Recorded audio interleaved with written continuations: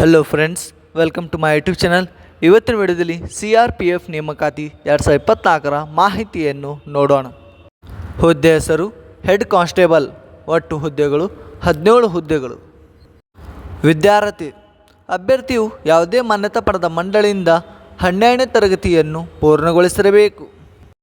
ವಯೋಮಿತಿ ನೇಮಕಾತಿ ಅಧಿಕೃತ ಅಧಿಸೂಚನೆ ಪ್ರಕಾರ ಅಭ್ಯರ್ಥಿಯು ಕನಿಷ್ಠ 18 ವರ್ಷಗಳನ್ನು ಪೂರೈಸಿರಬೇಕು ಮತ್ತು ಗರಿಷ್ಠ 25 ವರ್ಷಗಳನ್ನು ಹೊಂದಿರಬೇಕು.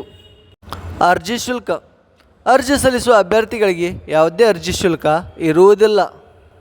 ವೇತನ ಶ್ರೇಣಿ ನೇಮಕಾತಿ ಅಧಿಕೃತ ಅಧಿಸೂಚನೆ ಪ್ರಕಾರ ಮಾಸಿಕ 25,500ರಿಂದ 81,100 ರೂಪಾಯಿ ವೇತನವನ್ನು ನಿಗದಿಪಡಿಸಲಾಗಿದೆ.